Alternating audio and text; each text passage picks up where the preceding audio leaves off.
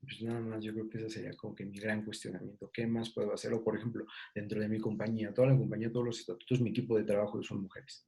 Y yo lo que trato es que sea inclusión laboral y de todo el equipo de trabajo, y de repente hay cuestionamientos tontos que me hacen, oye, ¿cómo es trabajar con mujeres? Y yo, pues es lo mismo es que trabajar con un hombre, es genial, es interesantísimo.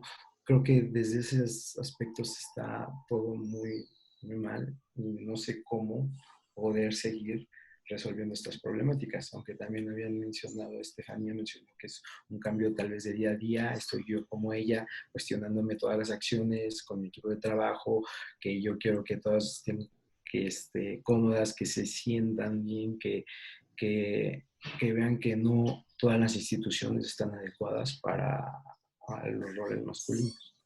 Y pues nada más, creo.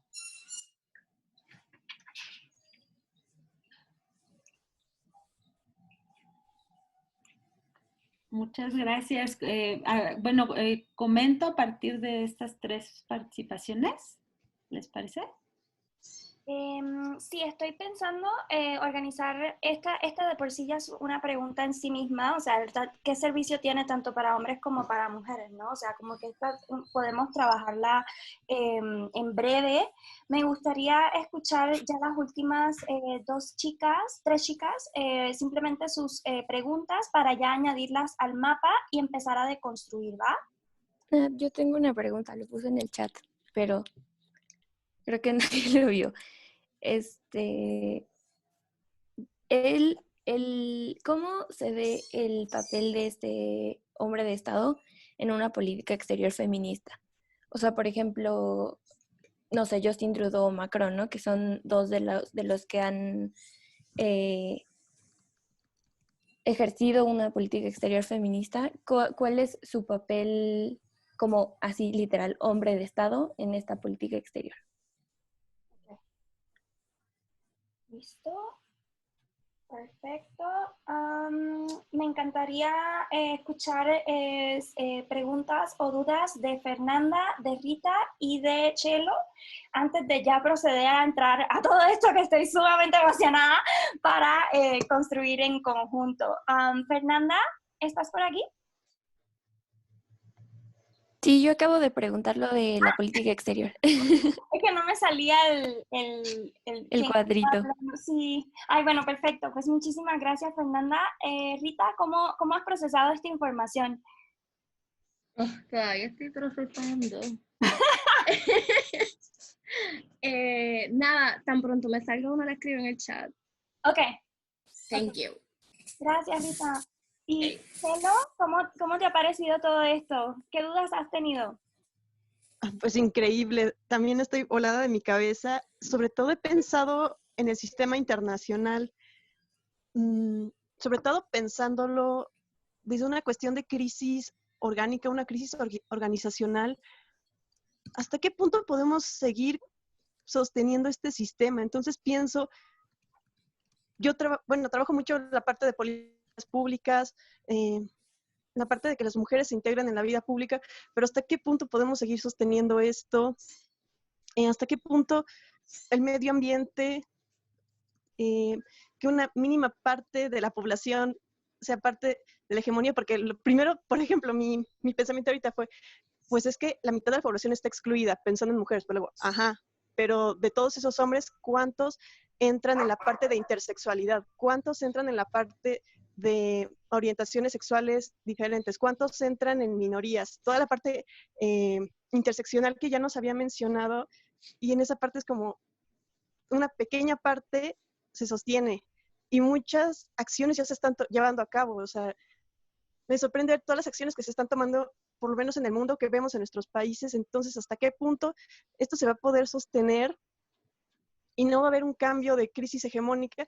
Que es que ya lo habían mencionado y eso también, cómo me enoja, que los manejos de crisis son a través de, pues les vamos a conceder cuotas de género, vamos a conceder esto, vamos a conceder aquello. ¿Hasta qué punto vamos a poder tener un cambio radical? Que yo espero que se tenga, porque lamentablemente yo pienso que el medio ambiente no va a dar para más. Y ahorita lo estamos viendo en plena pandemia. Y por otro lado, de, por ejemplo, lo que mencionaban en el aspecto privado. Si, por ejemplo, reivindicamos los trabajos domésticos no remunerados como una parte que se valora completamente, que tiene un peso para que se sostenga la economía, para que se sostengan todos estos hombres tanto hegemónicos como no hegemónicos, todos dependen de los trabajos domésticos no remunerados prácticamente, y que las mujeres ahorita lo están viendo en plena pandemia, que todas, o sea, desde nivel micro, todas están encerradas y tienen que cumplir con dobles jornadas, y esto se sostiene en un nivel en todo el mundo. Entonces, no sé hasta qué punto se pueda también reivindicar esta parte para que pueda haber un cambio más grande. Entre todo lo que estoy aquí en mi cabeza pensando, esas son como que mis preguntas. Ahora sí, Isabela, por donde quieras empezar. Sí, muchas gracias. No, pues también ustedes me han dejado así volando las ideas, porque todo efectivamente está vinculado y yo no puedo evitar ver la vinculación que tienen todos los aspectos de cómo es todo un sistema que opera y la inquietud que siempre está presente y que creo yo que es necesaria de querer, bueno, ¿y qué hacemos? ¿Qué hacemos? ¿No? Así como de, pues ya no podemos seguir sosteniendo esto y eso me da mucho gusto escucharlo porque pues, esa sería también la necesidad de atender.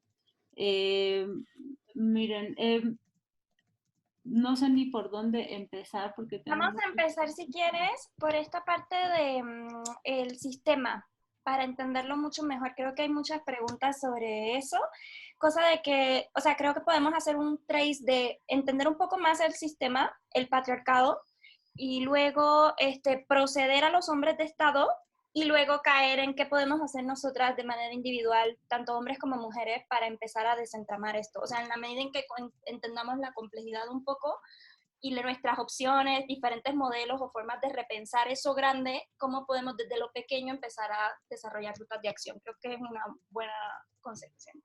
Ay, gracias, Natalia. Sí, sí, de acuerdísimo. A ver, siguiendo entonces con el tema del sistema. Hay una académica que se llama Nancy Fraser de la New School en Nueva York que hace poco sacó una nota, un artículo donde decía de cómo ciertos feminismos nos convertimos en criadas del capitalismo. Y me pareció muy importante para ver justo estas cuestiones sistémicas donde ella plantea que cuando fue el cambio de digamos, la inmersión de las mujeres al mercado laboral, contribuyó importantemente a la agencia, al empoderamiento de las mujeres en términos materiales económicos y cambió, digamos, las dinámicas de relación, las dinámicas de género, las dinámicas familiares, también el propio desarrollo de las mujeres. Pero algo que, una cuestión o crítica que ella plantea es que por mucho que hayamos entrado al mercado laboral, no hubo un cambio similar paralelo en el ámbito privado, es decir, nuevamente en esta separación, si nosotras estábamos en el ámbito privado y empezamos a ocupar espacios de lo público sin dejar el privado. Y eso al final de cuentas termina beneficiando a todos los sistemas que confluyen, al capitalismo, al patriarcado, también contribuye en alguna medida a la crisis ambiental, en fin. ¿Por qué? Porque o sea, nosotros entramos y empezamos a resolver cuestiones del ámbito público sin dejar de sufrir los costos por la condición o por ser mujeres, digamos, por la cuestión de género. Por ejemplo, la desigualdad en los salarios y el no poder desligarnos de la carga de los cuidados o del trabajo del ámbito privado. Al final también termina beneficiando a los hombres, ¿no? Lo podemos ver en estas dinámicas relacionales que de repente surgen y se van señalando, digamos, donde es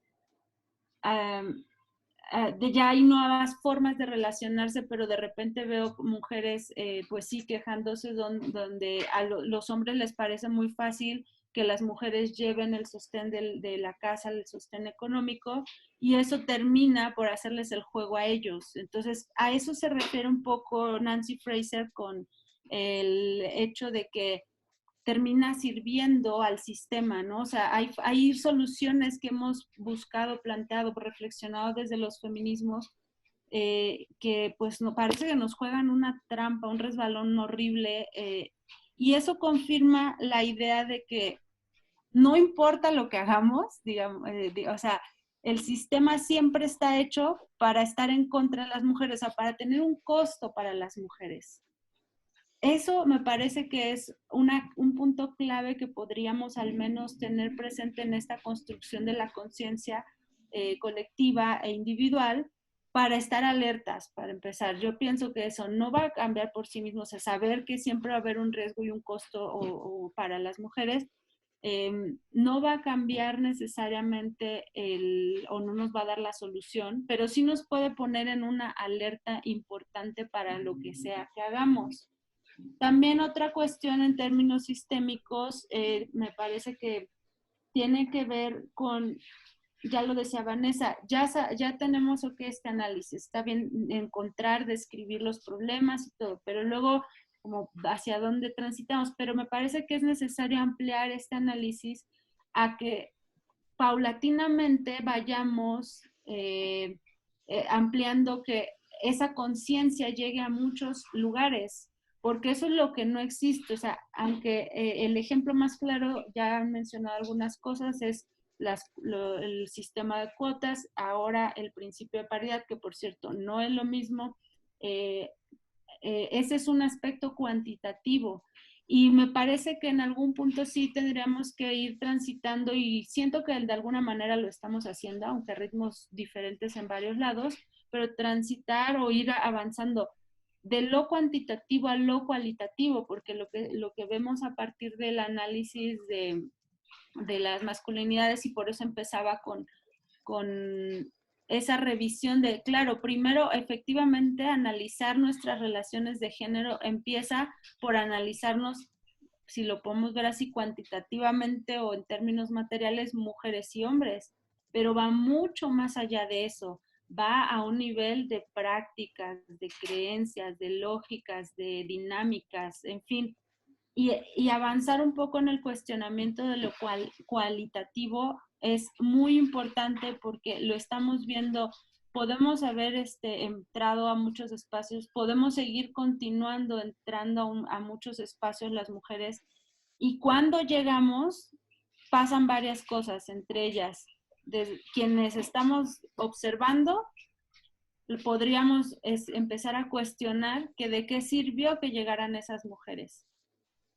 Y yo diría, tendríamos cuidado también con eso, porque ahí se me prenderían las antenitas y diría, ok, voy a cuestionar para qué, pero no le voy a cargar la responsabilidad a las mujeres, como que tuviera que llegar a cambiar el mundo, porque pues sería injusto, ¿no?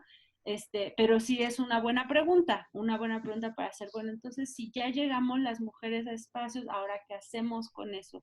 Y lo que ha sucedido es, pues acabamos reproduciendo y siendo parte del mismo sistema, que sin tener a lo mejor la conciencia, sí nos afecta, nos va a cargar algún costo, o bien tratamos de transformar. Pero ahí también metería una precisión. Cuando tratamos de transformar, hay que reconocer la capacidad, el alcance que tenemos para hacerlo. Y eso me vincula a la concepción de poder a la que pienso que deberíamos transitar. Como decíamos, la concepción de poder hasta ahorita es un poder masculino, donde en nombre de algo me siento en la legitimidad y el derecho de hacer algo, aunque implique una opresión para otras personas. Creo que concebir el poder desde la experiencia de las mujeres y feminista, como yo lo concibo, es una capacidad de transformación, y de transformación en paz, ¿no? Y de transformación no en nombre ni para más poder, sino en nombre y para el bienestar. Que esa sería una revolución en la valoración de lo humano. Ahorita lo humano es valorado en función de lo que los hombres de Estado y el sistema patriarcal conciben como bienestar y no se considera, por ejemplo, que ese bienestar y ese poder que ha estado asociado a las mujeres históricamente, como es el cuidado, el buen trato, el bienestar, no ha sido valorado y sería como una de las cosas que necesitaríamos transitar y revalorar. Y ahí también, por ejemplo, entra la pregunta que hacían sobre los hombres de Estado, ¿no? ¿Qué papel juegan? Lo que hemos visto hasta ahora son concesiones del sistema, desde mi punto de vista. No podríamos siquiera considerar, aunque pueda reconocer los avances y la importancia que tienen todos los esfuerzos que hayamos alcanzado como colectivo, como por ejemplo la paridad, el estar en espacios de tomas de decisiones, aún siendo estructuras patriarcales o masculinizadas. En fin, creo que eso es parte del proceso y de lo que tenemos que hacer. Pero analizándolo como para ver qué otras nuevas estructuras podríamos construir, me parece que es reconocer que lo que hemos tenido todavía se parece mucho a las concesiones. Y los hombres de Estado, en ese sentido, ahí es donde me parece que es muy claro, porque cuando se ha asentado, por ejemplo, la agenda de las mujeres, la agenda de género, en todos los niveles, en lo internacional, en lo local, etcétera, parece que todavía permea la lógica de quien atiende esa agenda o quien tiene, para empezar, la voluntad, o sea, estamos sujetas a que alguien con el poder suficiente tenga la voluntad, el interés de atendernos, digamos, a nuestros problemas, pero cuando los atiende, estamos también sujetas a que los atienda como cree que es mejor. Y si esa creencia de lo que es mejor está permeada por la lógica de género y el sistema patriarcal, ¿qué podemos esperar? Lo que tenemos hasta ahorita, que es agendas siempre inconclusas. Por mucho que avancemos, la agenda de paz y seguridad y desarrollo para las mujeres que se ha manejado en el sistema internacional, pues no representa ningún cambio significativo, ni para la paz, ni para el desarrollo, ni para la seguridad, ni para las mujeres. Solo estamos como teniendo concesiones de participar, de que nos consideren y de que medianamente nos atiendan en alguna manera en nuestras demandas, pero no es transformador ni logra ser así. Y ahí me parece que pasa lo mismo con la política exterior feminista que se ha emprendido en los últimos años.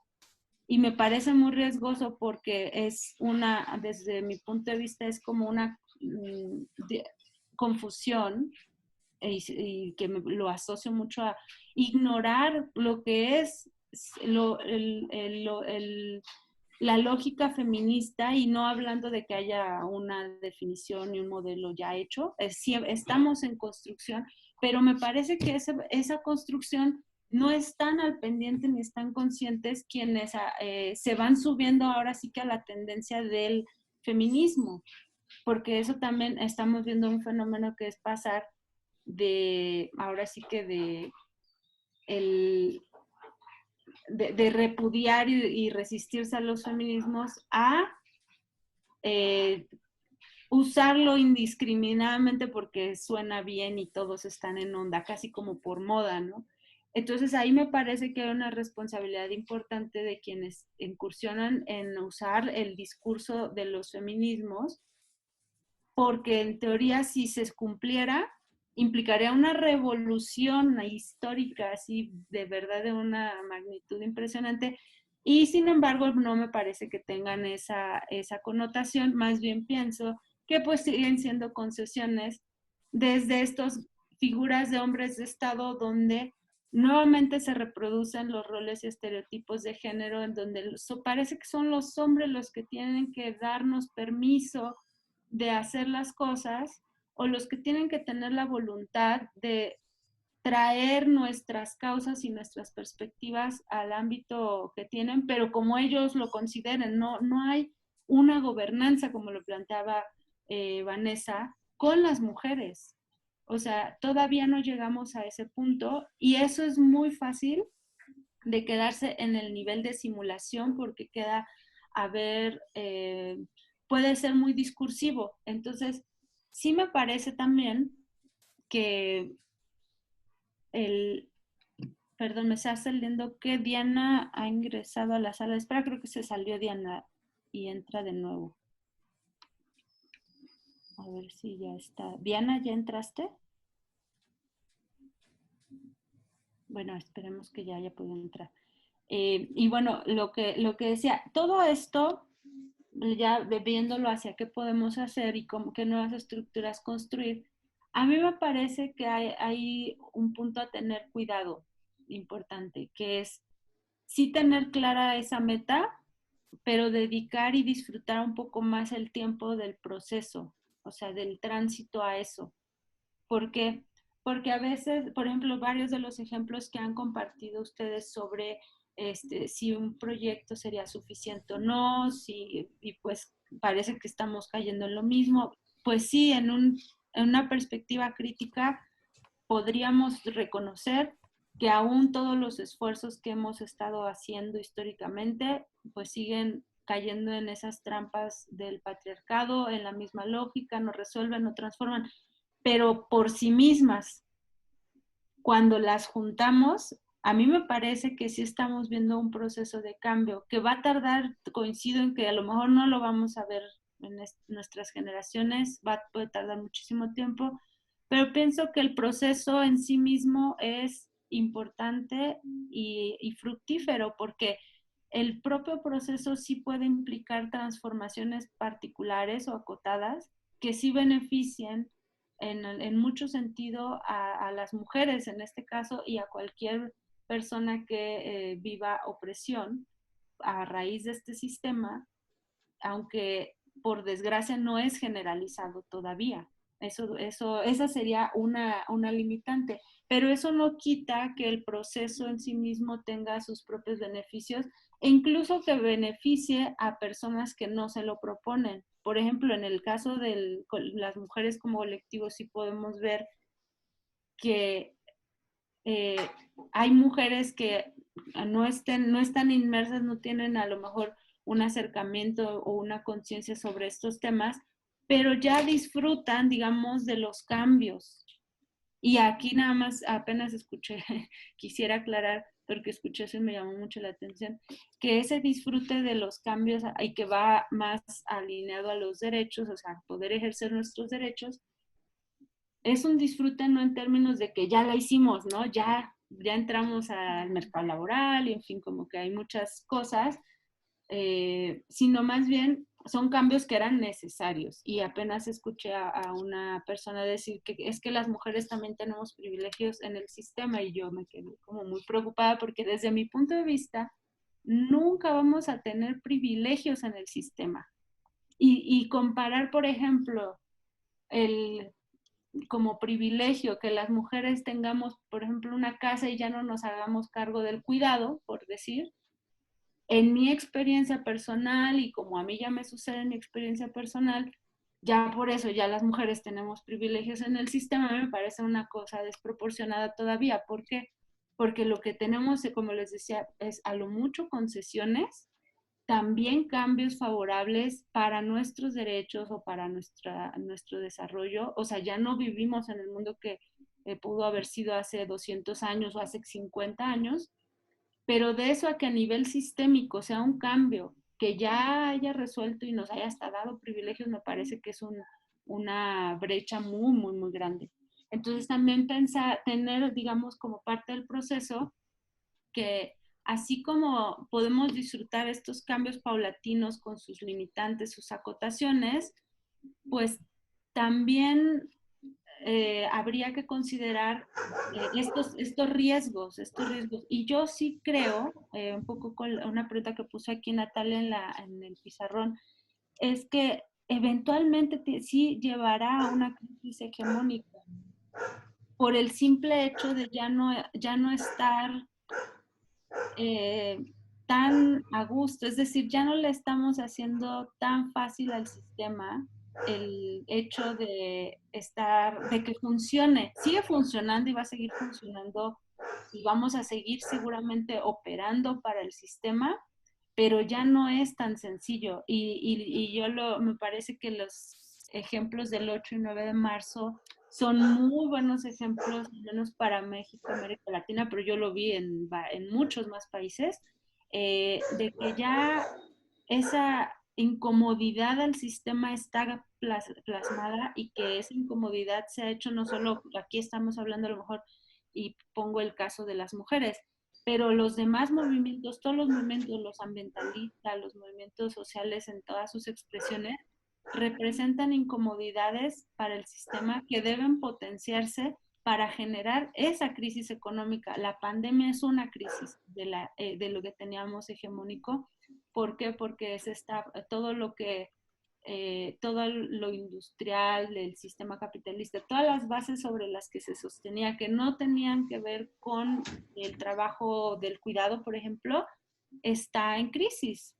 Y a lo mejor eso sí sería una oportunidad para colocar que lo que debería revolucionar para bien sería la revalorización y recolocar el trabajo y la experiencia desde las mujeres y los feminismos como opción, como nuevas estructuras. No creo, sinceramente, que estemos todavía en posibilidad eh, de, de transitar o de cambiar las estructuras, pero sí de irlas construyendo.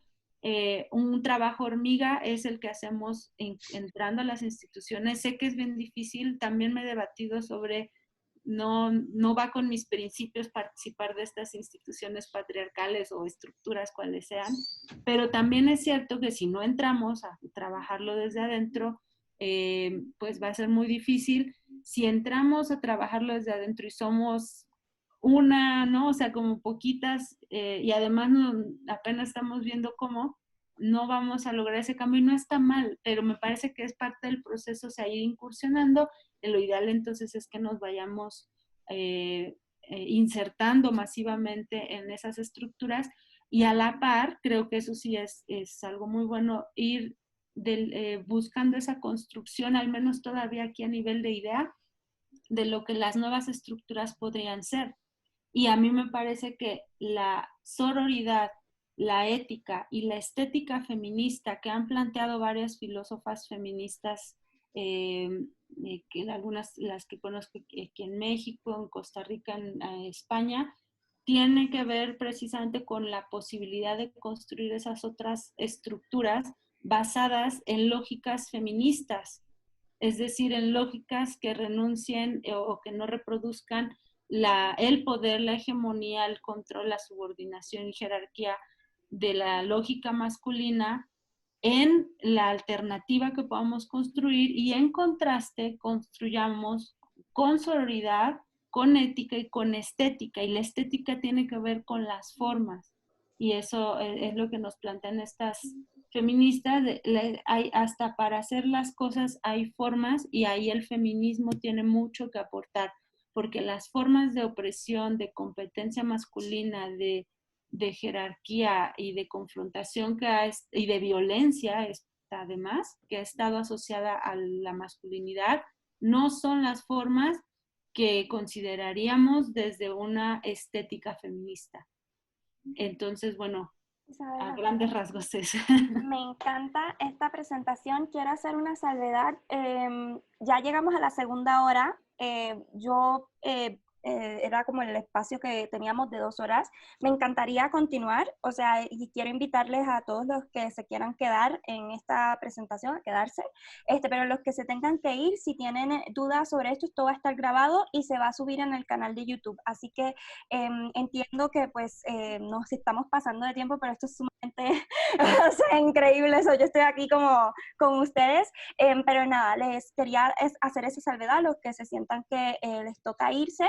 En el tema del sistema internacional vamos a proceder con Vanessa Armendáriz, que aquí se encuentra presente.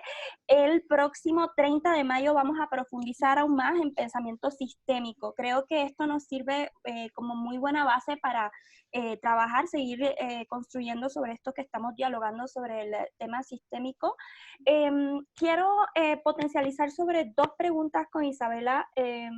porque creo que antes de pasar a la parte de cómo lo podemos reconfigurar, me llamó mucho la atención el tema de los checks and balances del sistema patriarcal que mencionó Vanessa, y quiero pensar, o sea, retomar algo que dijo Isabela en su presentación que no se ha tocado mucho, y es esta triada de la violencia. Mira aquí, Vanessa, ay sí, muchas gracias Vanessa. Si quieres hablar. Gracias.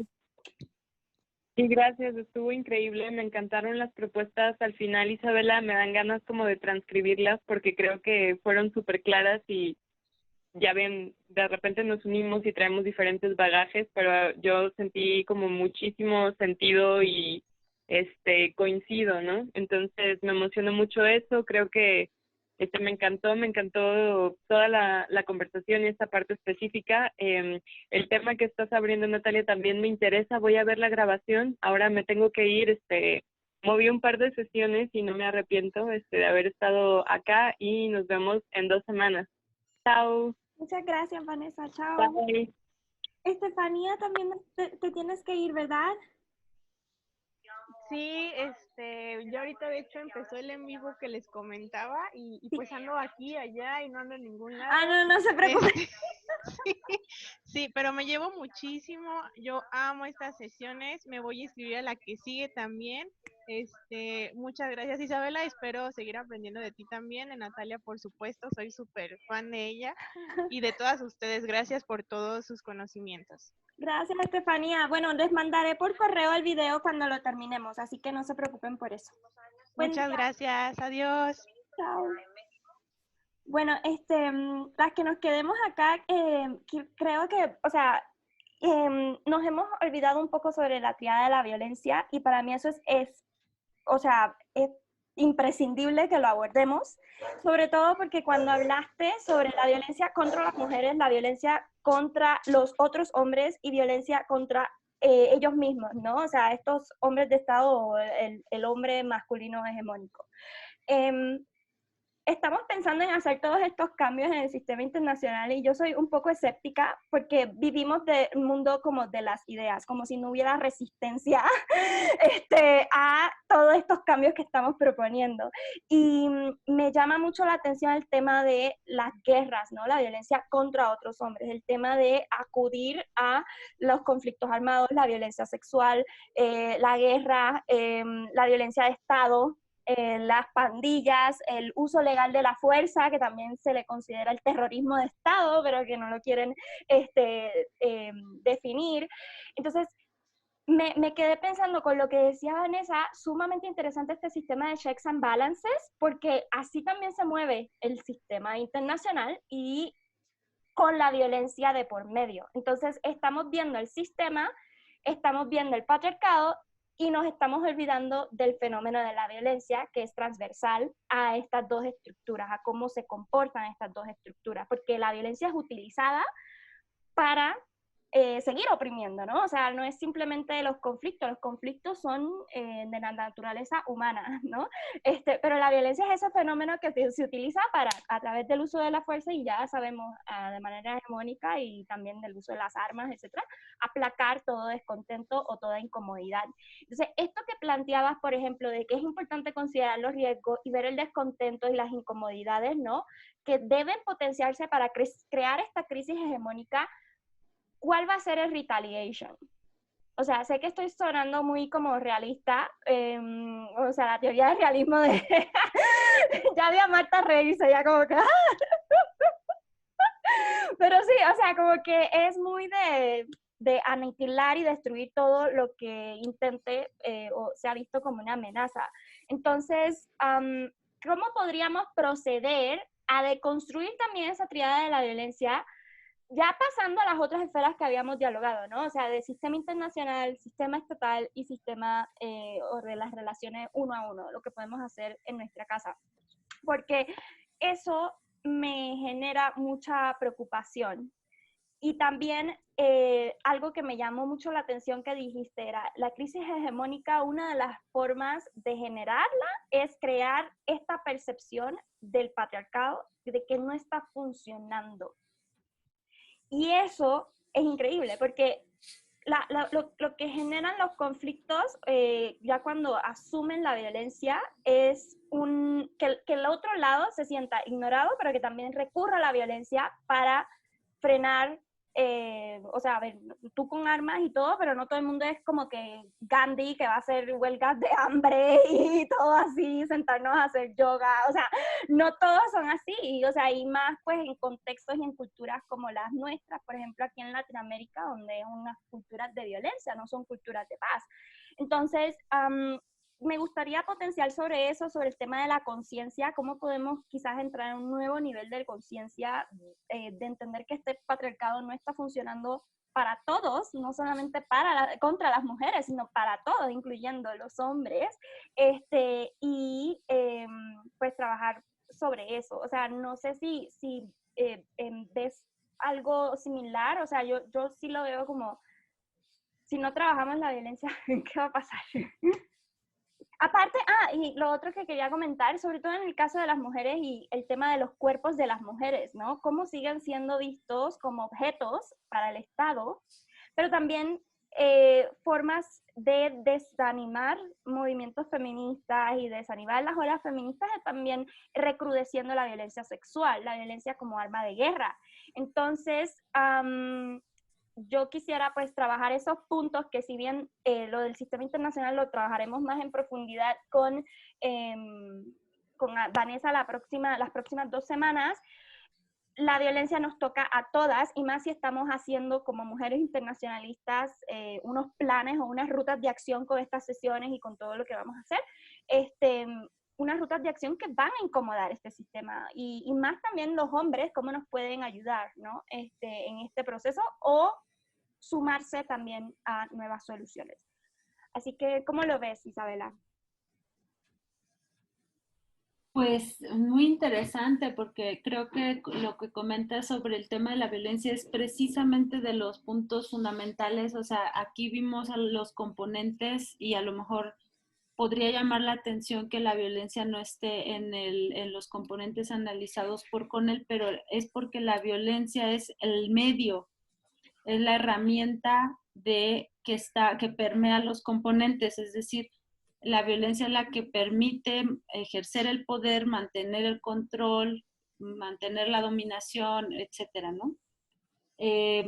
Pero efectivamente es un componente también muy particular de análisis, ya en términos prácticos, y es también el componente sobre el cual se ha puesto mucho énfasis. Es decir, creo que la violencia habría un consenso general en el mundo donde la violencia no es deseable, pero también hay un discurso con un doble parámetro, en donde depende cuál violencia es la buena y cuál es la mala. Es decir, no hemos llegado al nivel de reconocer o de visibilizar, y mucho menos a la voluntad de saber que la violencia efectivamente no debe existir, ¿no? O sea, ni mucho menos fomentarse. A lo mejor existir no podemos evitarlo en la medida en que, pues, no es inherente a las personas, pero es una posibilidad porque pasa por una decisión, pero sí podríamos dejar de motivarla o de justificarla, y eso no veo todavía voluntad en ninguna de las 3 vertientes de la tríada de Kaufman. Pero sí hay mucho trabajo al respecto, y me parece que habría que articular también, o sea, un esfuerzo que es necesario es articularlo con otros análisis que ha habido, porque he encontrado, por ejemplo, análisis muy buenos sobre violencia estructural y todo, pero pues yo sigo ya a lo mejor un poco por el sesgo que tengo en el tema, pues pues sí, pero yo sigo viendo que no siguen nombrando la diferencia de esas violencias con los efectos para mujeres y para hombres de entrada, y tampoco de las causas, ¿no? Una causa que esté generizada, pues analizada desde el género. Eso no lo veo en muchos otros análisis, y sin embargo creo que tienen que articularse. La violencia precisamente es un punto de entrada que se ha tenido para el trabajo con hombres a nivel individual y tal vez comunitario, digamos, en las experiencias que hay de las organizaciones o colectivos de hombres que han incursionado en este proceso. la violencia ha sido un factor de entrada.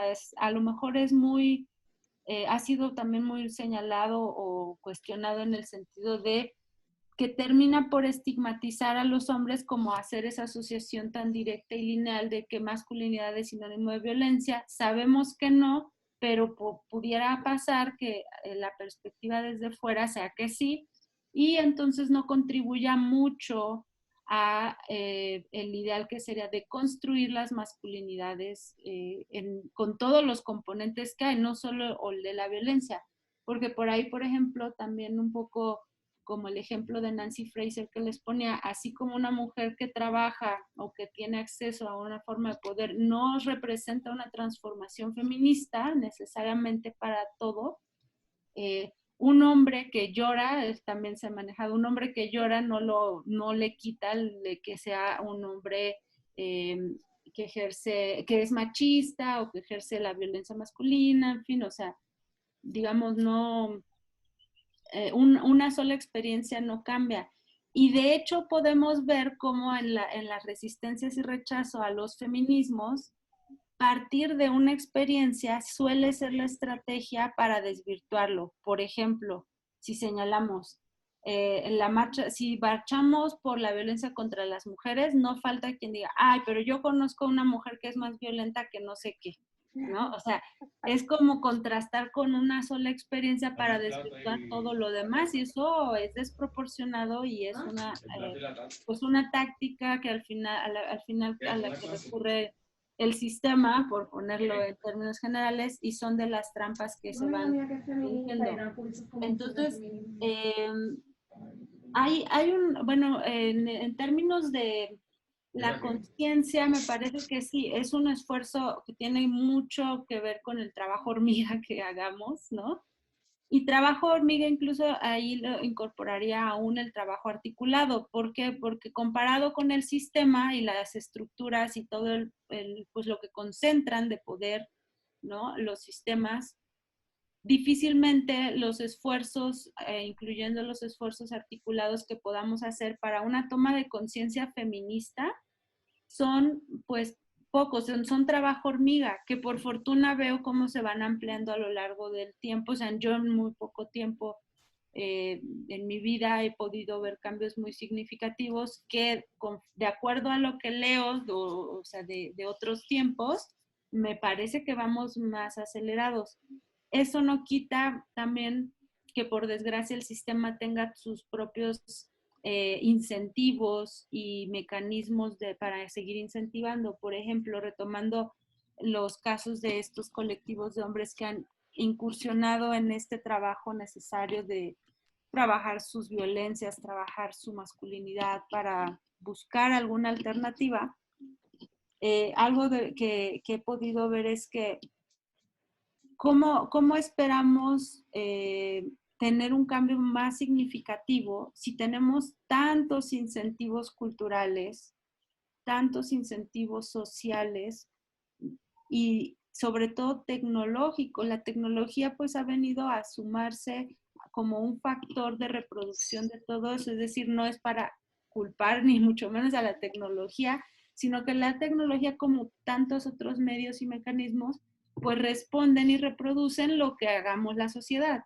Y si la sociedad es, lo mismo sea, por ejemplo, señalado del lenguaje, ¿no? Pues claro, es que no cambien el lenguaje porque lo que debe cambiar es la sociedad. Sí, pero el medio es el lenguaje, ¿no? Y ese también debe cambiar y debe propiciar una transformación. Lo mismo me parece la tecnología.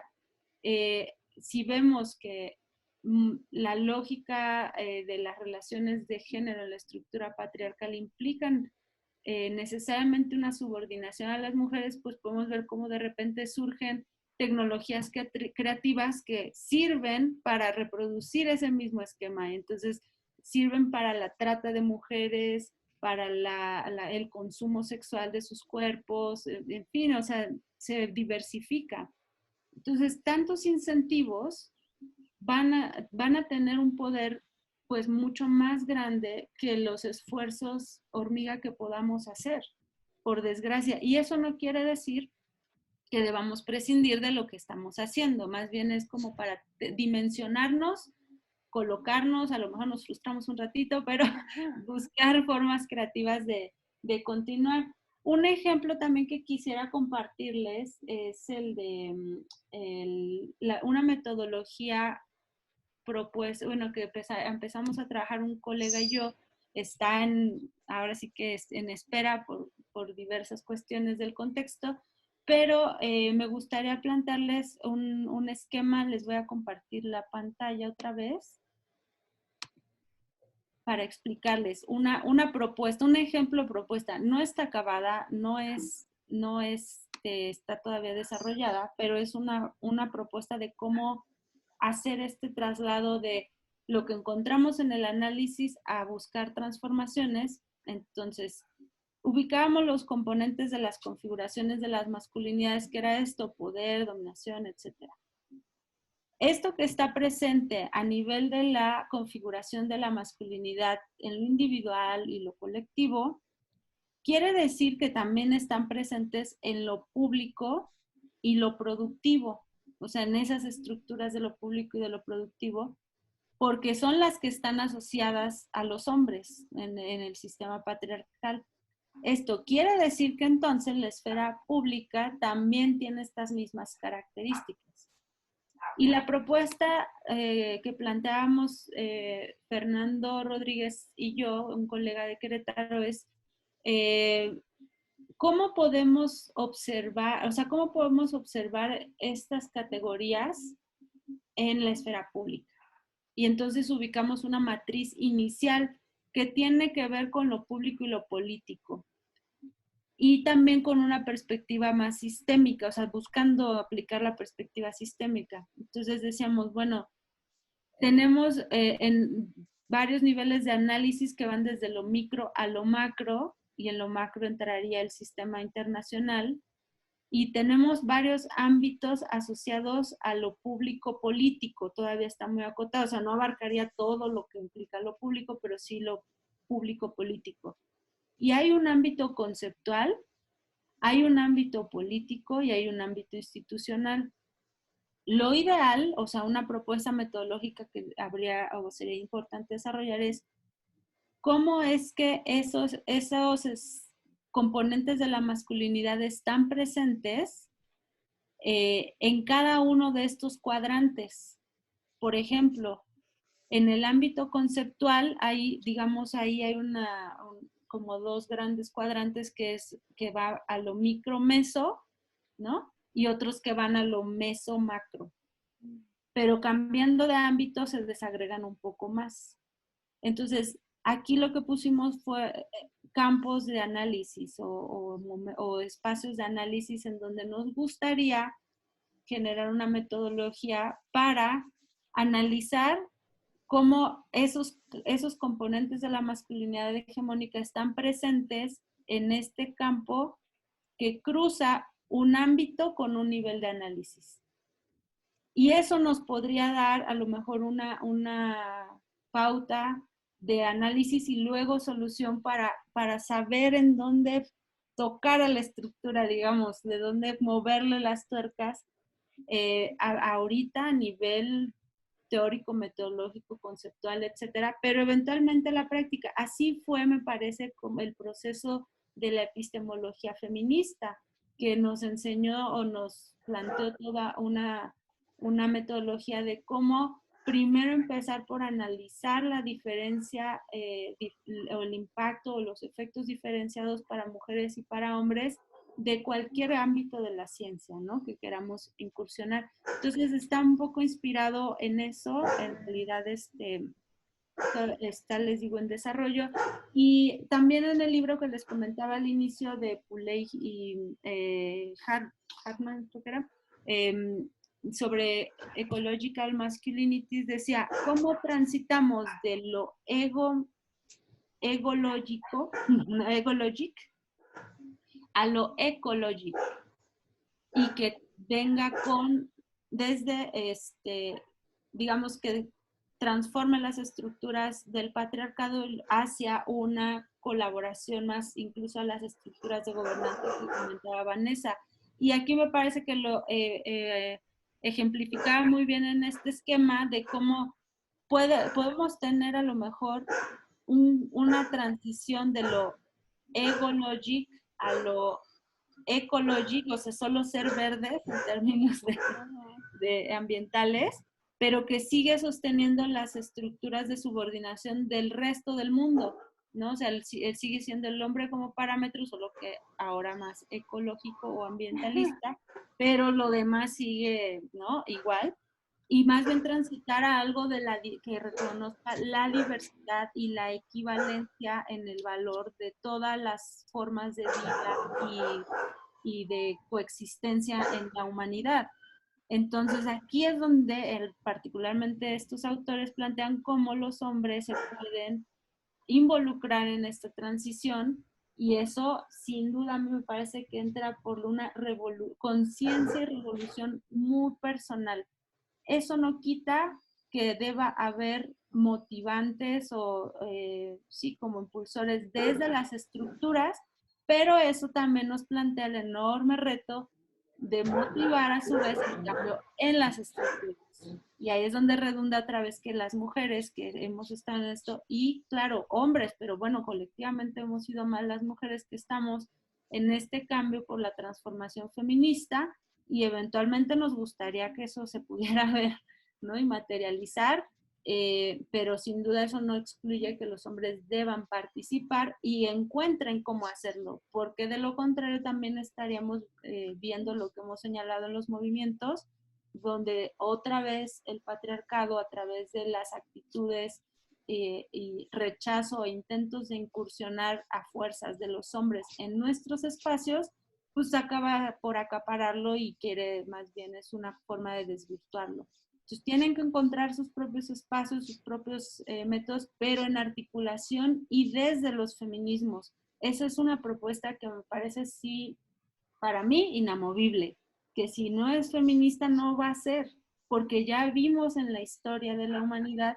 como cuántas propuestas y cuántas alternativas se han planteado históricamente, incluso de manera reciente, pero si no colocan y no trastocan el sistema patriarcal, va a ser un reciclaje de lo mismo, donde los hombres van a seguir teniendo el poder y no va a garantizar que se siga ejerciendo esa violencia masculina y esas formas de poder y opresión para las mujeres, pero para el resto del mundo.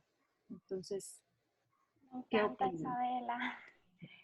Vamos a abrir ronda de conversación. Ahora somos menos participantes, así que creo que vamos a tener una conversación más chévere en aras, ¿no? De también terminar la conversación y de entender que temas de sistema, pues estamos tratando de solucionar algo que lleva milenios, así que nada, tomar las cosas con calma. Quiero rescatar una pregunta de Rita que nos escribió por el chat, para también tenerla en consideración en nuestros comentarios, y es ¿en qué países o qué países han sido considerados como avanzados o primermundistas?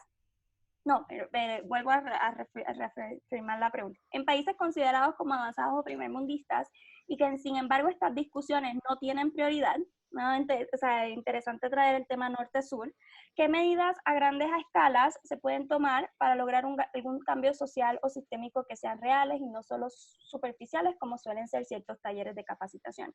En este caso, Rita, como viene también de Puerto Rico y es mi compañera y mi amiga desde hace tiempo, ya ve, pues, por ejemplo, los pequeños espacios, todo este trabajo que estamos haciendo aquí en el sur global, no es considerado como importante en el norte, ¿no? Porque hay una cultura también muy eurocentrista en temas de relaciones internacionales y de cómo se debe funcionar las cosas. Entonces, quiero rescatar esa pregunta y abrir el foro para escucharnos y ya entonces definir qué podemos hacer desde los hombres, las mujeres en nuestros niveles individuales. A ver, Isabela, ¿quieres comentar un poquito sobre lo de Rita o abrimos espacio? Sí. Sí, si gustan comento, porque lo quisiera ligar a lo de política exterior feminista, y me parece que es una pregunta muy difícil porque sí, efectivamente, por muy progresistas, avanzados, primermundistas o el carácter que quieran colocar para jerarquizar otra vez, ¿no? Jerarquizarnos y qué es lo que usamos, es lo que tenemos por desgracia. Pero aún en esos países considerados en una jerarquía en lo más alto, no podemos ver que haya una transformación real en términos de la vida de las personas homogéneo.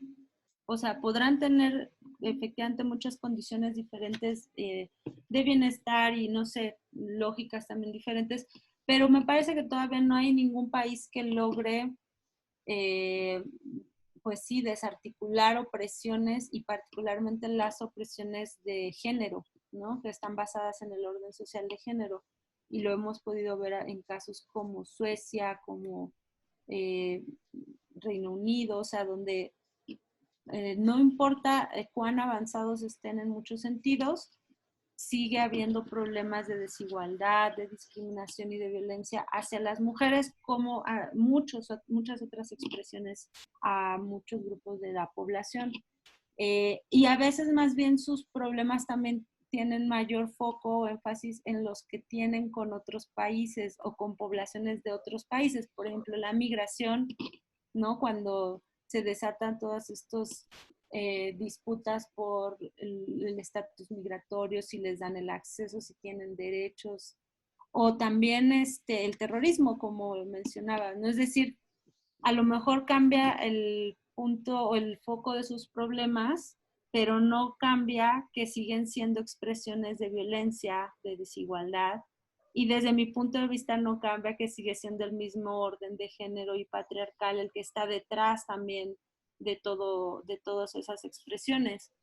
Entonces, el caso de la política exterior feminista a mí me parece que todavía está en un nivel que provoca en un buen y mal sentido, porque no tenemos las condiciones para ser feministas y tan solo lo plantearía por una cuestión, como decía, y seguramente lo podrán ver en esas lecturas de política exterior feminista, que no hay un consenso ni una definición necesariamente de lo que sería feminista o no. Ni siquiera en el movimiento me parece que hay una definición absoluta de lo que es el feminismo. Pero sí me parece que hay criterios, ¿no? Comunes. Y haciendo la articulación del análisis feminista y el énfasis del análisis de las masculinidades, para mí una política exterior que se diga feminista debiera, por ejemplo, renunciar a sus intentos o intereses de intervenir en otros espacios que no son los suyos. Y eso no va a suceder. O sea, es mucho más probable que una política exterior feminista termine por ser una cuestión asistencial, como muchas otras intervenciones en el sistema, en la comunidad internacional, terminen por ser eso, ¿no? Como intentos por cómo contribuyo o cómo en nombre de contribuir a la igualdad y empoderamiento de las mujeres en otros lugares, como decimos coloquialmente, meto mi cuchara. ¿No? O sea, a mí no me parece que eso sea feminista, porque en la experiencia y en las propuestas de sororidad, de ética y de estética feminista, eso no cabría, porque eso podría implicar una opresión hacia otros, podría implicar el ejercicio de la violencia, la dominación, la hegemonía propia, mantener mi hegemonía, y me parece que ningún país estaría dispuesto a renunciar a eso, estando en este sistema todavía. Pero eso no quiere decir que, por ejemplo, la política exterior, pues en lo que entramos a este proceso, pueda ser un catalizador importante para detonar procesos y discusiones más amplias como las que comenta Rita y que potencien lo que se hace en este trabajo hormiga, como las capacitaciones son eso, ¿no? Así que tiene ambivalencia, no es nada absolutamente bueno o malo, y creo que estamos en el proceso. En ese sentido, para beneficio de las participantes y las personas que verán este video también más adelante, solamente para aclarar, ¿a qué percibes que es el valor feminista, no? Porque una de las cosas que escuchándote pareciera que lo feminista es estereotípicamente relacionado a la paz o relacionado a la no violencia, ¿no? Entonces, simplemente para entender un poco y aclarar ese concepto para quienes vayan a ver este video después y también aquí en presencia. Sí, por supuesto. Sí, yo, como decía, no tengo tampoco la intención como de estereotipar o acorralar pues lo que es el feminismo y no es, pero me parece que los feminismos sí nos dan ciertos criterios, ciertas bases y efectivamente no asociaría que feminismo es sinónimo de paz, pero sí creo que los feminismos tienen muchas claves para construir una paz diferente a la que se ha construido desde el sistema patriarcal, ¿no? En todos los niveles. Entonces, yo no veo compatible que o un criterio o una lógica feminista, o sea, que sea compatible con el ejercicio de la violencia, por ejemplo, y por esa razón es que pienso que da muchas bases para construir una paz diferente. Entonces sí, es una presión muy importante. Muchas gracias. Gracias, Isabela. Aquí quiero pasar con Marta, que la veo ahí llena de muchas ideas, así que cuéntanos. Rayos, Natalia, me estás aprendiendo a leer, qué barbaridad. Mi portugués no sirve. No, es que, ¿qué crees? Justo estaba pensando en cuando trabajamos la política exterior sueca, la misma transformación de la política exterior de ellos, ¿no? Por razones de la propia maestría, me puse a estudiar un poquito más sobre la política sueca, que la verdad rara vez destaca más allá de ser estos garantes de la paz, mediadores, negociadores, etc. Y claro, yo creo que hay un montón de cosas que nos debería repensar, incluso nuestras posturas propias sobre el feminismo, ¿no? Si uno se cree, o más bien se asume como una feminista radical o una feminista liberal o N cantidad de feminismos que hay, ¿no? Justo lo platicábamos hace un par de días con Natalia, con Fer y con Diana, todas las divisiones que hay dentro del feminismo y cómo estas a veces responden a historias propias, ¿no? De cómo uno se adentra al movimiento. Porque, pues, al final yo sí considero que el feminismo es un movimiento político y que eso ya está diciendo algo, ¿no? O sea, el que tú seas feminista dice algo de entrada. Coincido contigo en que es cierto que quizá la política exterior nos haría feminista, nos haría repensar estas lógicas del poder duro. Sobre todo, yo creo que es el poder que de inmediato se tendría que repensar, porque es el que te permite, y tú mencionabas con el tema de la violencia, ¿no? O sea, tú decías que es la que permite mantener el control, y que obviamente a nivel global, el discurso desde el 45, pero también previo era no a la violencia, no a la guerra, no a todo esto. Sin embargo, la violencia se permite, ¿no? Y a nivel sistémico, o sea, del sistema internacional, la misma Carta de las Naciones Unidas lo permite en caso de agresión de otro país, ¿no? O sea, desde ahí... En aras de mantener el orden, o sea... la paz, sí. La paz y la seguridad internacionales, y eso lo decide el Consejo de Seguridad. Un consejo de únicamente 15 países, de esos cuales 5 son permanentes, 10 son rotatorios, y que, bueno, el análisis ahí se puede ver, bueno, desde quiénes son los rotatorios, quiénes son los permanentes, y en quiénes son los permanentes. O sea, yo me pondría a pensar un poco más, porque Francia ha hablado después de lo de Suecia y ha promovido estas políticas desde su discurso feministas. Primero habló sobre la diplomacia feminista y ahora ya está tocando temas de política exterior feminista, pero realmente yo no imagino a Francia echándose de atrás de su asiento del Consejo de Seguridad, o incluso hace un par de meses leía también sobre las políticas que todavía prevalecen con algunas de sus excolonias, que todavía están pagando algunas cosas frente a ellos, ¿no? Entonces yo creo que ahí el debate es impresionante, y sobre todo, regresando al tema de Suecia, quizás Suecia, al no ser un país que ha estado en el ojo del huracán y que tampoco ha sido una potencia con todas las acepciones o características que el sistema exige, ¿no? Esta idea de poderes duros fuertes, hombres de Estado que que rigen o que lideran las negociaciones, yo ahí, sobre todo con la modificación de la última R de la realidad, que añadió realmente el año pasado, si no me equivoco, me haría pensar que al menos alguien en la Cancillería está leyendo un poco más sobre feminismo postcolonial y dijo, ¿por qué no? ¿No? A lo mejor no somos tan de aquel, no queremos eliminar el sistema. ¿Por qué? Porque el sistema nos sirve, porque somos una economía libre de mercado y nos funciona el sistema capitalista como está, pero podría ser, ¿no? Pero, por ejemplo, sí me llama la atención y en relación a lo que mencionaba hace rato Rodo, algunas estrategias que ha manejado. No sé, de nuevo, si eso sea feminista, pero al menos sí nos permite partir de algún punto. Y es el análisis de los datos de manera diferenciada. O sea, los suecos ya están buscando hacer un análisis de cómo afecta tal política a los hombres, cómo afecta tal política a las mujeres, cómo afecta esa misma política a los niños, cómo afecta esa política a las niñas. Entonces, porque yo creo que, y se veía en una de las lecturas, ¿no? ¿Cuánta información tenemos o cuánto acceso de información tenemos sobre cómo los procesos, tanto internacionales como locales, afectan a cada uno de estos grupos vulnerables, ¿no? O sea, porque al final nuevamente volvemos a que la idea de estos grupos vulnerables no eran tan importantes hasta que se hizo un movimiento social fuerte, grande, robusto, que lo puso en la agenda de manera quizás ya violenta o conflictiva, ¿no? O sea, bajo la idea del paradigma de que el conflicto es únicamente la contraposición de ideas.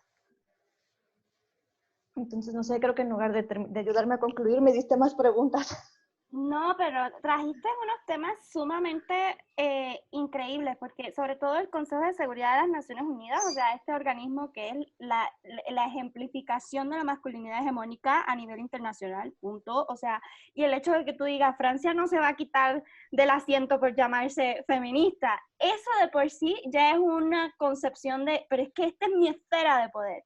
Claro. Y el que, por ejemplo, ahora con la pandemia, con el COVID-19, una de las cosas que estaba tratando de hacerse era una resolución del Consejo de Seguridad para seguir apoyando el trabajo que ha hecho la OMS, la Organización Mundial de la Salud. Y Estados Unidos, que tiene, como tú dices, una silla permanente en este consejo, dijo, no, yo no voy a apoyar eso, y se cayó abajo la resolución y le cayeron encima los chinches a Estados Unidos por decir, ¿pero por qué? O sea, como que estás como minando los esfuerzos para progresar en temas de pandemia. Es como, ¿quiénes son estos 5 por haber sido los ganadores de la Segunda Guerra Mundial? Como si fuera algo fijo. Y a la misma vez es como, o sea, el multilateralismo que dicen por ahí que, ay, sí, vamos a apoyar el multilateralismo, vamos a lograr la solidaridad entre las naciones, pero realmente siguen siendo las 5 las que deciden el futuro del mundo y la agenda que se va a tratar.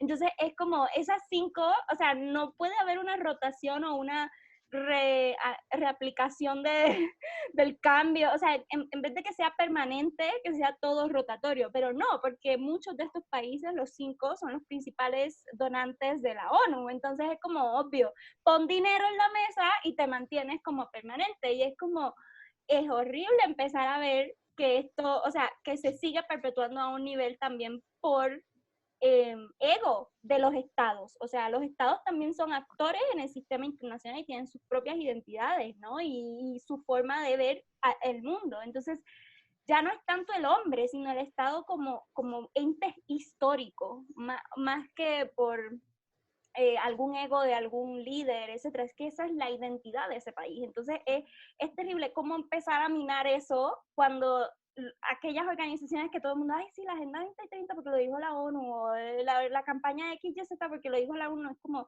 sí, pero tampoco es como que el gran, o sea, la única panacea de quien está cambiando las cosas, o sea, simplemente está supervisando porque continúen, y como dices, que la violencia se utilice para ciertas cosas y sea buena vista para intervenir en algunos países y den la vista larga para otros, como fue el caso de Siria, donde todos estos instrumentos legales de responsabilidad para proteger, de vamos a intervenir, o sea, intervenciones humanitarias se fueron por el caño, o sea, como que ha sido una de las peores guerras, si no la crisis humanitaria más horrible del siglo XX y del siglo XXI.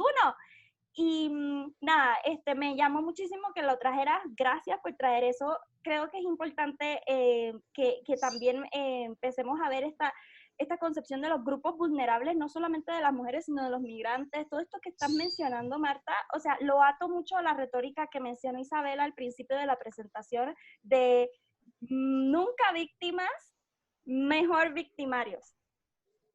Sobre el tema de política exterior, es como, yo nunca hago daño. Yo voy a ayudar a los más vulnerables con mi política exterior feminista. Claro, sí, no, perdóname, es que te juro que yo trabajé el tema de operaciones de mantenimiento de la paz para nivel licenciatura, para mi grado. Y cuando uno empieza a revisar, incluso llevando esta idea, más allá del debate de la responsabilidad para proteger, que ya algunos también les gestionaba así de cómo vamos a ir a meternos, porque pues no podemos decidir, pero algunos decían, claro, es que tampoco quieren que se vengan a meter en nuestros asuntos, ¿no? Pero más allá de eso, todos los problemas asociados al tema, sobre todo de violencia sexual, ¿no? O sea, cómo las mujeres eran violadas, o las esposas de los soldados, o las esposas de guerra, de lo que no se habla o no se suele trabajar demasiado, porque a mí me impresionaba que fue hasta 2008 cuando la propia Organización de Naciones Unidas estableció los principios de la doctrina Capstone para decir cómo se tienen que comportar las fuerzas militares en terrenos de operaciones de mantenimiento de la paz, ¿no? Y, o sea, que una de las cuestiones fuera la cero tolerancia, pero todavía ocurre, o sea, el tema está súper presente en todo el mundo. Yo creo que ese es el tema que quizá debería alertarnos, porque a pesar de que los contingentes también sean multinacionales, pues la violencia no distingue sobre raza, parece, o sea, sobre el perpetrador, ¿no? No sé, es impresionante. Sí, pero ahí nada más diría que el común denominador de todas las violencias es este modelo de hombre hegemónico, más allá de que exista o no, porque a eso también habrá que hablar de diversidad de los hombres y sus experiencias, pero eso no quita que si haya un modelo que sea en nombre del cual se ejerzan todas esas opresiones, ¿no? Entonces eso me parece interesante para verlo desde las causas. Rodo, el único hombre aquí presente que todavía está aquí en la conversación, hay que darle una medalla, ¿no? No, al contrario. Cuéntanos. No, pues súper volado, así, fascinadísimo. Ahorita todo lo que esta Marta compartió, de verdad, muchas gracias. Me hizo pensar y replantear muchísimas cosas. También lo que ahorita tú decías, Natalia, de la Agenda 2030, ODS, o sea, son cosas que no, o sea, que no están como que muy bien enfocadas para mí, al menos, o sea, son cosas que se han puesto, pero realmente yo debería de decir, no, sí, todos, la Agenda 2030, ODS, síganlo, porque el emprendimiento social y todo eso, pero no, todos sabemos que están por algo ahí, ¿no? Por otras razones. Y lo que yo me llevo mucho, o sea, lo que realmente me llevo mucho es mucha tarea, mucho por aprender. Y esta parte de disfrutar el proceso, o sea, disfrutar este proceso. Yo soy fiel creyente de disfrutar el proceso, pero nunca lo había trasladado a este contexto, al contexto de las iniciativas que estamos desarrollando para la inclusión laboral de la mujer. Entonces, disfrutar el proceso y cada pequeño logro, pues irlo celebrando, ir viendo cómo vamos avanzando, documentando y construir una paz diferente. O sea, yo me llevo muchísimo eso, porque, pues, como bien sabe Natalia, yo soy uno de los del mundo de las ideas, que vamos a cambiar el mundo y todo ese show, pero ya últimamente estaba aterrizando en la realidad. Entonces sí es como que construir disfrutar el proceso, construir una paz diferente, pero aterrizado en la realidad. Entonces, de verdad a mí me encantó, me Y eso precisamente quiero traer a colación que la razón, Rodo, hace unas semanas atrás me había comentado para participar de un taller sobre inclusión laboral en temas del COVID, en temas de la pandemia. Y yo le di un lecture, yo como que no creo que eso vaya a ocurrir porque o sea, esta pandemia lo que va a hacer, a mi punto de vista, claro está, es incrementar muchas violencias contra las mujeres. Si antes teníamos pocos accesos a empresas, etcétera, ahora con esta crisis económica, pues se va a recrudecer la situación, ¿no? Y puede que hayan retrocesos en garantías de derechos y muchas cosas. Entonces, quiero como que hables un poquito sobre tus preocupaciones sobre la inclusión, porque lo dejé ahí como que no, creo que debes ir a la sesión de hombres de Estado y patriarcado para Sí. entender un poco más. No sé si tengas dudas sobre esto, sobre inclusión laboral, que también era una de las preguntas que lanzaste, cómo podemos mover y encontrar soluciones. Desde el lado empresarial, ¿qué dudas te surgen, ¿no? Y de esta conversación, y que podamos quizás apoyarte con luz sobre esta campaña de 10 millones de 10.000 muy 10.000 mujeres, dígame, sí, de el cambios. de Hopeless Moon Project. Pues básicamente, más que dudas, en este momento es muchísimo trabajo, o sea, muchísimo trabajo por delante, porque se está abriendo un nuevo paradigma y desde que tú me lo platicaste, o sea, yo lo veía todo como positivo, de que después de esta crisis todos vamos a poder y vamos a despertar y la mujer va a poder tener una mayor inclusión, ya todo esto va a salir adelante, ¿no?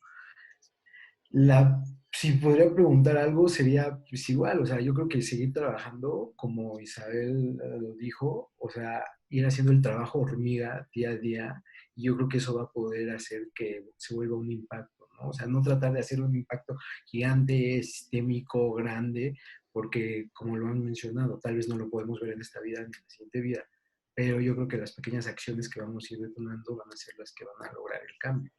Entonces yo creo que sería como que si ¿Qué pequeñas acciones podremos acciones quizás podríamos, hacer? Creo que esa es ajá, una muy buena pregunta de cierre ujú, y atada, ¿no?, a sí, estas conclusiones claro, que podemos ir trabajando esta sesión. Obviamente es la primera, viene una segunda y viene sí, una tercera, así que seguiremos abundando. dale. Pero no sé, Isabela, tú que conoces más como el tema de las masculinidades y la participación de los hombres en estos cambios, y que escribiste, eres coautora de la Agenda Suma, o sea, cuéntanos un poco, pues, tips, consejos para proceder tanto hombres como mujeres en estos cambios.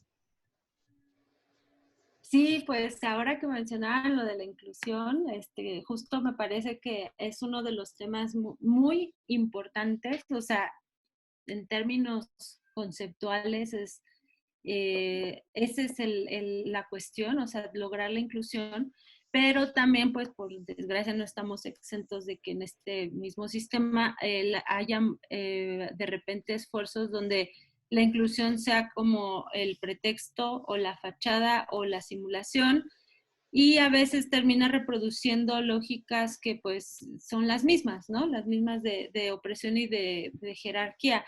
Entonces sí he podido ver como algunas experiencias donde en nombre de la inclusión terminan reproduciendo los roles y los estereotipos, y me parece que es un punto a estar alerta, porque no, eso no quita que ese sea el sentido de la inclusión, el de trabajar en conjunto y para beneficio y transformación, etcétera, pero no está exento a veces de caer, y eso lo he visto mucho en el ámbito empresarial, ¿no?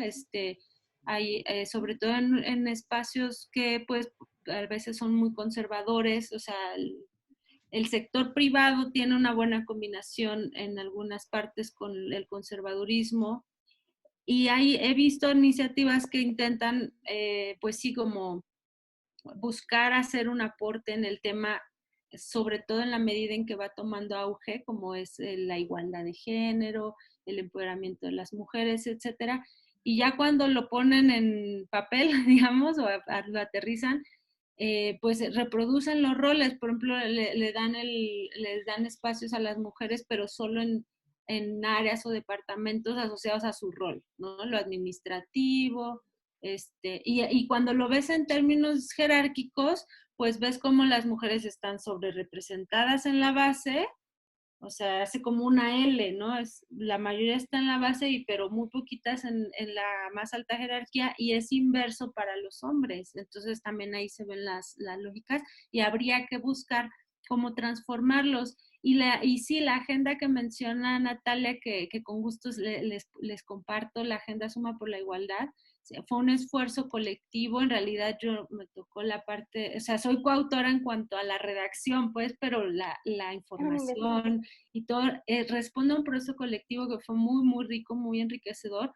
Aprendí muchísimo, porque fue la verdad es que un reto en términos de cómo combinar, o sea, cómo hacer que en el ámbito público, está más orientado al sector público, perdón, retomen los temas de masculinidad porque es necesario el trabajo con hombres para lograr la igualdad y terminar con la violencia masculina, pero ¿cómo hacerlo en clave del sector público y sin que merme o vaya en retroceso de los derechos de las mujeres, de los avances de las mujeres en ese ámbito también de lo público? En fin, no sé, nunca, creo que no voy a aseverar ni mucho menos que lo hayamos logrado, pero sí creo que fue un esfuerzo muy importante porque nos puso a pensar cómo todo este bagaje teórico, filosófico, social, sobre todo que viene mucho de lo social,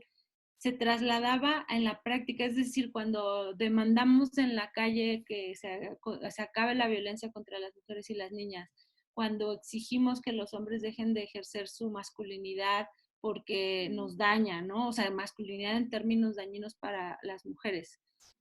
¿Eso cómo se ve en una iniciativa legislativa, ¿no? Por ejemplo, en una lógica de programas gubernamentales?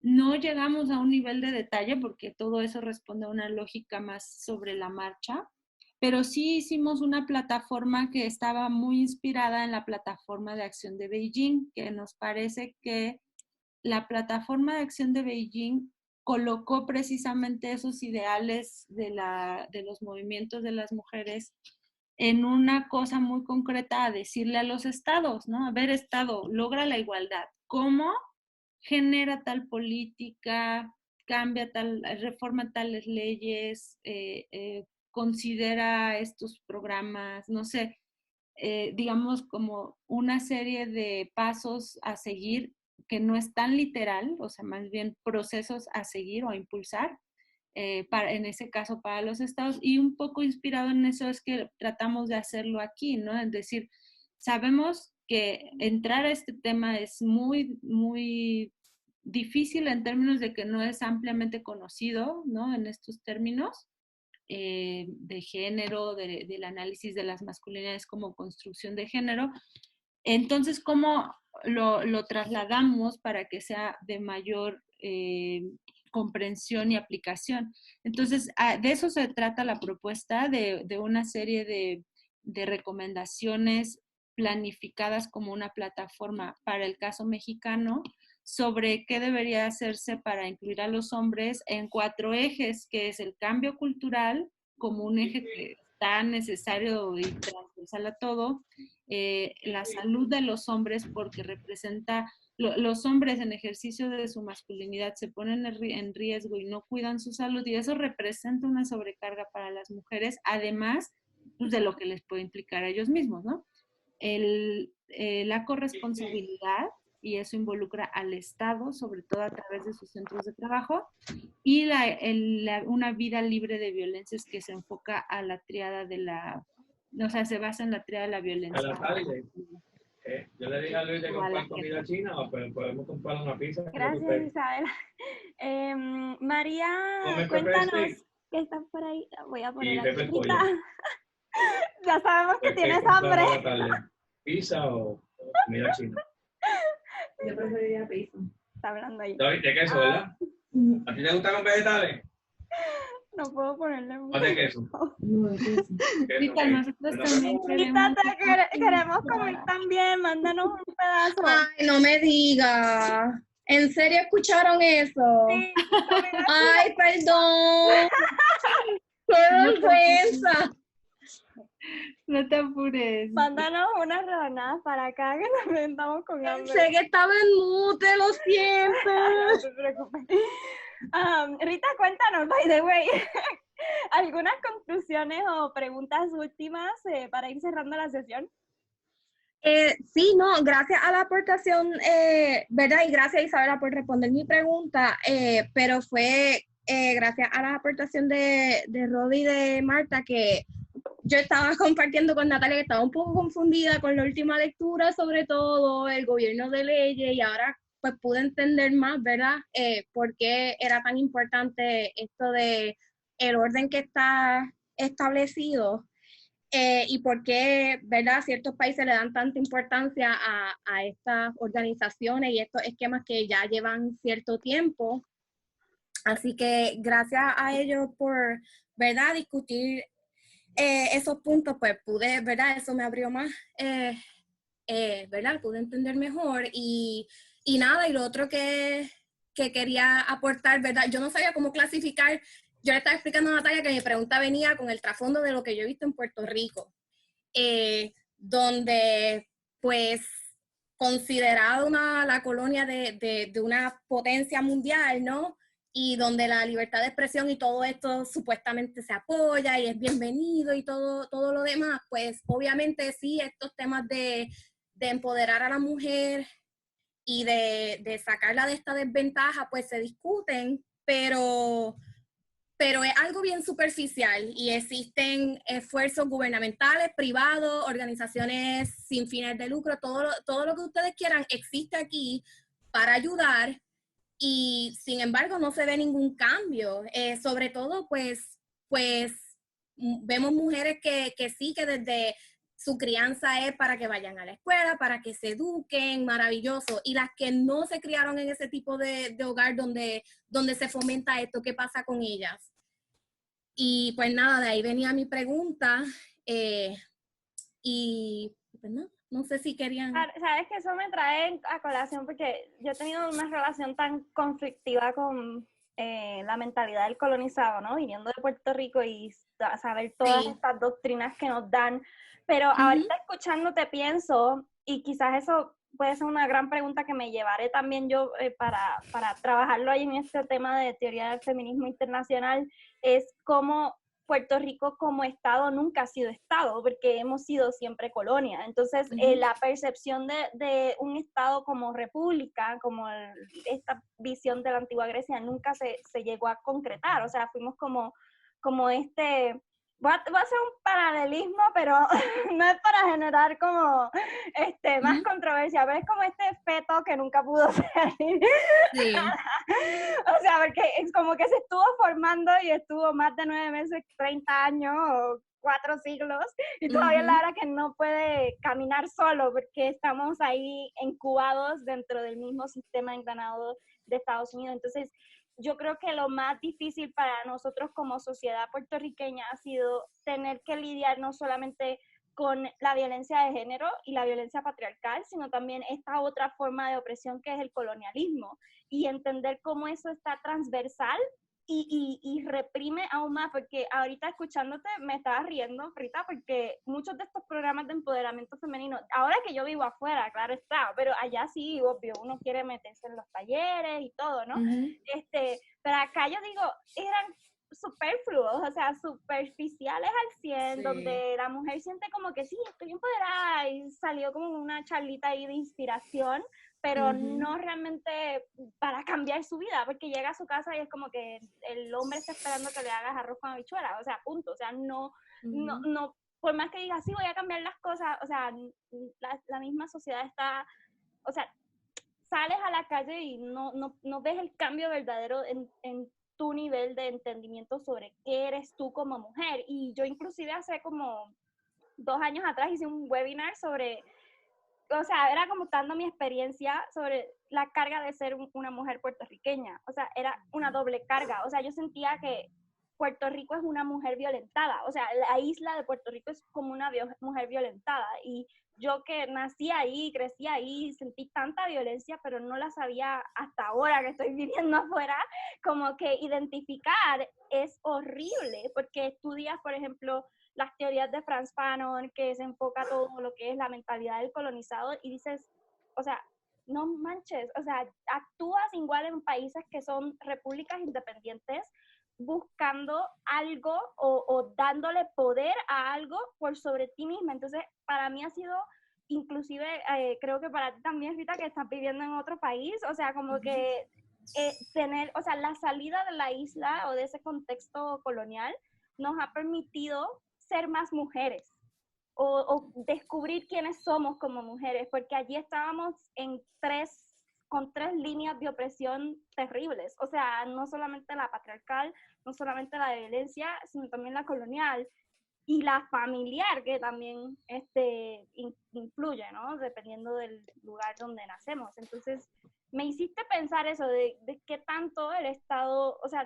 Puerto Rico no es un Estado al 100, entonces como no es un Estado al 100, está sufriendo o es un caldo, o sea, un experimento para ver la máxima expresión de la violencia a nivel sistemático, ¿no? Y no a nivel de armas o de peleas así como quizás Siria o el genocidio de Ruanda, etcétera, pero sí a nivel estructural, porque eso cala en el subconsciente de nuestras personas, de nuestros ciudadanos y también de las mismas instituciones con sus políticas y la forma en que actúa para protegernos o para ordenar la sociedad. Entonces es horrible, o sea, como que la dice yo, no manches, me lo voy a Y llevar.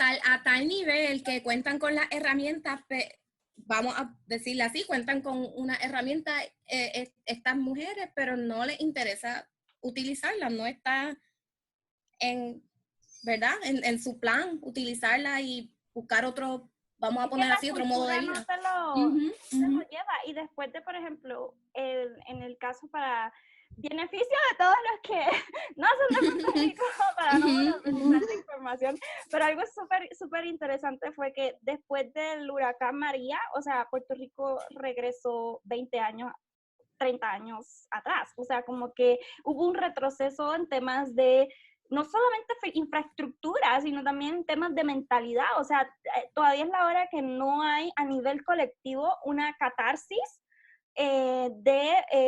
atención al trauma que generó ese gran fenómeno atmosférico y todo lo que vino después, porque, o sea, la salida del gobernador con las protestas, los insostenibles costos de vida, o sea, como no hemos tenido como nuestro clímax todavía, pero estamos en el proceso. El problema es que nos siguen oprimiendo y nos siguen creando pues trabas, y es interesante porque a nivel internacional se habla de sanciones, pero en Puerto Rico estamos viviendo las sanciones domésticas, ¿no? Y entre ellas pues el ignoramiento, ¿se dice? ¿Es una palabra?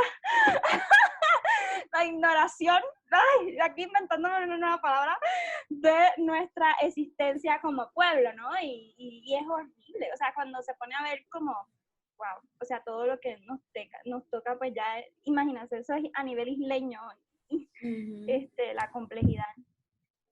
Pero bueno, gracias Rita por hacerme pensar en todo lo que tengo que seguir trabajando. Gracias a ustedes, pueden pedir la pizza, me quieren decir qué topping desean. Por mí, añade los pepperoni. Perfecto. Y bueno, Chelo, que estás ahí calladita, que sé también que seguro tendrás muchas dudas. Cuéntanos para ir cerrando. Sí, no, demasiadas. Es que son tantos temas y es tanto que abarcar que ya no sé ni por dónde empezar. Bueno, yo me quedé pensando, por ejemplo, con lo que ustedes estaban mencionando con la parte colonial. Natalia sabe que he trabajado con colectivas de Medio Oriente y el norte de África, sobre todo el caso de las mujeres saharauis, y me estuve acordando de eso, o sea, de hasta qué punto se les invisibiliza su lucha contra la violencia de género, contra la estructura patriarcal, por decir, no, es que a nosotros nos interesa primero la lucha por el reconocimiento, por la independencia, y en cuántos otros contextos no están de esa forma. Apenas se celebró el 72º aniversario del Nakba, por ejemplo. Para los palestinos, toda esta estructura, hasta qué punto los puede afectar, pero al mismo tiempo cómo están también poniendo de lado la lucha de las mujeres, que ellas también están reclamando, que tienen muchísimas luchas, y esto me queda como wow, o sea, es que en todo el mundo, todos en cada nivel, tienen un gran nivel de desigualdades y de luchas que en cada región tienen que resolver, y bajo cada región tienen que hacerlo con diferentes cuestiones. Y entonces ahí me doy cuenta, o sea, hasta qué punto el patriarcado, el capitalismo, el colonialismo afectan de una forma increíble en todos los niveles, y esto hace quedarme guau. O sea, sí tenemos todos una gran tarea, igual, o sea, yo me llevo, pues también, o sea, tengo que disfrutar mi proceso, y desde mi trinchera tengo que hacer el trabajo que me toca, pues sí, no nos podemos echar, como tú dices muchas veces, no nos podemos echar el mundo en los hombros, pero pues esto es lo que yo me llevo, o sea, el trabajo que tenemos que hacer, y muchas preguntas que me tengo que hacer ahora, que tengo que organizar en mi cabeza, porque esto fue increíble, de verdad, muchísimas gracias a todos, a todes, por su participación. Me encantaría que podamos crear, o sea, que nos envíen sus preguntas, porque estoy segura que vamos a estar marinando toda esta información en los próximos días. Envíennoslas por correo para crear un documento madre de todas estas sesiones de preguntas simplemente, porque las preguntas para mí son más importantes que las respuestas. O sea, como periodista me lo vivo así. O sea, es como en la medida en que preguntemos, abrimos espacios para reflexionar. Entonces, nada, envíennoslas, siéntanse en confianza de, mira, ver nuevamente este video o compartirlo. Si alguien les dice, mira, no tengo esta duda, compártennoslas por correo o por DM, mira, para la próxima sesión o lo que sea. Aún si no está relacionado a la sesión de pensamiento sistémico o la tercera que va a ser después del patriarcado, que por favor igual envíenla, porque es que estamos hablando muchísimos temas, entonces todo esto sirve para crear nuevos eventos, nuevas entrevistas y llegar a contestarlas o seguir el diálogo. Así que nada, ya como para cerrar, Isabela, ¿alguna última conclusión? Pues nada, que me quedo muy emocionada por esta charla, la verdad retroalimenta muchísimo, me da mucho gusto que les haya resultado interesante lo que platicamos. Creo que una lección que me llevo de todo lo que estamos platicando es la articulación que hay y debe seguir habiendo del conocimiento, de las reflexiones, porque así es como nos damos cuenta de los puntos en común y de las áreas todavía pendientes de abordar. Y sí, como dice Natalia, para mí también creo que las preguntas son fundamentales, porque las respuestas, depende a lo mejor quién y el interés, pues la captas, la cachas, te interesa, haces algo con eso. Pero las preguntas, hay preguntas que te marcan, pues, o sea, como que te detonan un proceso de reflexión, y esa para mí es como lo más importante. Así es que espero seguir el diálogo. También yo les invito a que lo que ya les decía, que disfruten su proceso. Qué bueno que les gustó la propuesta, para no agobiarnos, porque sí se siente un peso enorme y a veces no podemos manejarlo. Entonces, no, más bien podemos respirar, ¿no? Tomar en cuenta los puntos que nos interesaron, ir profundizando y no necesariamente abarcar todo de un jalón, sino ir ahí armando y seguir en diálogo para que conozcamos a lo mejor nuevas reflexiones, nuevos trabajos que están haciendo y repetir la experiencia que ya de entrada va a ser en 15 días, ¿no? Sí, el 30 de mayo va a ser la próxima, va a la misma hora, a las 10 de la mañana, todavía sigue abierta la convocatoria. Esperaba esto, o sea, por eso me gustan los grupos pequeños, porque nos podemos dialogar más rápido que cuando somos muchos, porque no nos escuchamos todos, pero bueno, feliz de que pudiéramos entender y escucharnos los unos a los otros. Recuerden, el 30 de mayo tenemos la segunda sesión Pensamiento Sistémico con Vanessa Armendáriz. Vamos a seguir trabajando estas mismas lineamientos, la única diferencia es que ya va a ser con la teoría de pensamiento sistémico. Entonces va a ser sumamente interesante porque para mí yo ni sabía que existía. Entonces vamos a conocer, ella también hará una presentación como nos hizo Isabela, de los principios para que podamos construir sobre eso. Y el próximo va a ser el 12 de junio, si no tengo mal entendido, que ya va a ser después del patriarcado que... Esa estoy pensando que tengamos entre 3 o 4 panelistas que podamos generar una conversación más que nada para hablar sobre estos diferentes lineamientos, ¿no? O sea, ver qué modelos se pueden construir. Así que nada, eso está todavía por confirmar, pero ya les comentaré. Muchísimas gracias por sacar el tiempo, por quedarse una hora más y 15 minutos después. Gracias, lo voy a subir por YouTube y les compartiré los enlaces en breve. Recuerden, si tienen actividades, eventos, convocatorias, links de lecturas recomendadas sobre los temas que trabajamos aquí, me pueden mandar para enviarlos todo al grupo y que las personas pues se puedan beneficiar de todo lo que ustedes dialogaron y de los colectivos en los que son representantes para que las sigamos en redes, ¿va? Que tengan buen día, que pasen muy buenas noches, buenas noches, buenas tardes. Y Rita, buen provecho. Chao. Buen día. Chao, gracias. Bye.